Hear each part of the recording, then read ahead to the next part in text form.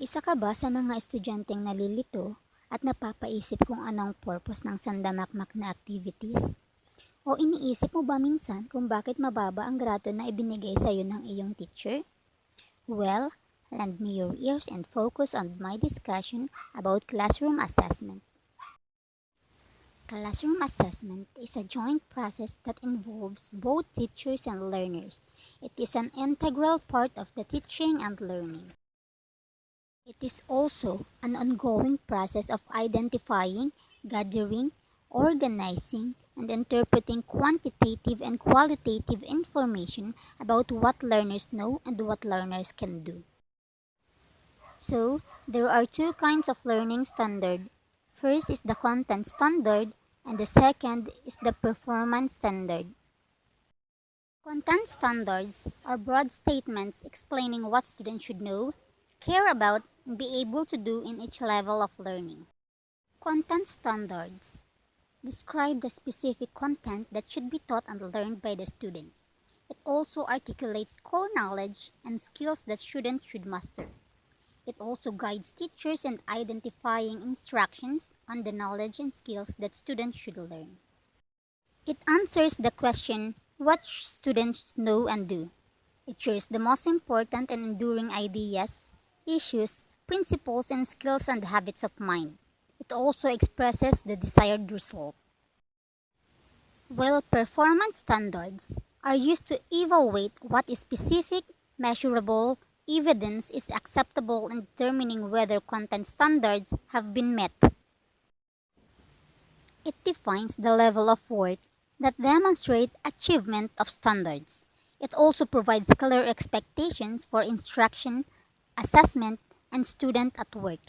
It also helps teachers assess the extent to which students have acquired the knowledge and applied the skills learned.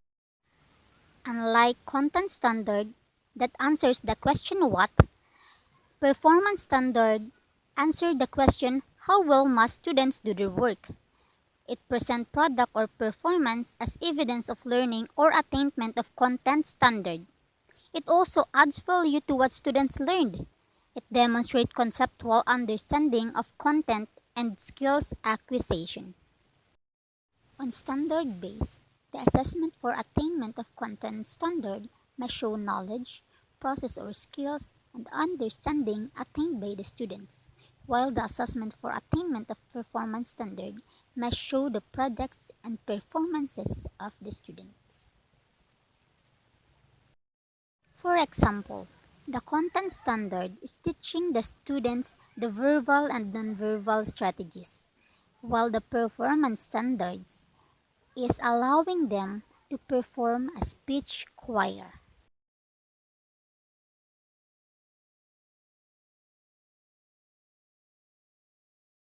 Formative assessment may be seen as assessment for learning so teachers can make adjustments in their instruction. It may be given at any time during the teaching and learning process. It is also a way to check the effectiveness of instruction.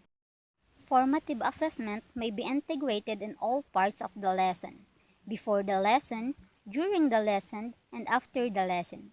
Before the lesson, learners understand the lesson's purpose and identifies what they know about the topic, while teachers determines what the learner knows and what learners can do. While during the lesson, learners monitors one progress, and teachers track learning's progress in comparison to formative assessment results before the lesson. And after the lesson, learners recognizes whether they have met the learning objectives and teachers assesses whether learning objectives have been met. Summative assessment measures whether learners have met the content and performance standard. It is used to measure the different ways learners use and apply knowledge, understanding, and skills. There are three components for this kind of assessment. First is the written work. This component ensures that learners can express skills and ideas in written form through essays, written reports, and other written output. Second is the performance test. This component allows learners to show what they know and what they can do in diverse ways through group presentation, oral work, research projects, and etc. Lastly, quarterly assessment. These components measure student learning at the end of the quarter through objective tests, performance-based assessment, or both. Formative and summative assessment can be done individually and collaboratively. Individual assessment enables learners to demonstrate independently what has been learned through check-up, quizzes, unit tests, written output, performances, and quarterly assessment, while collaborative assessment allows learners to support each other's learning to produce evidence of their learning through discussions, games, group activities, and creation of projects. That ends my discussion. This is Genesis Gundo. Thank you for listening.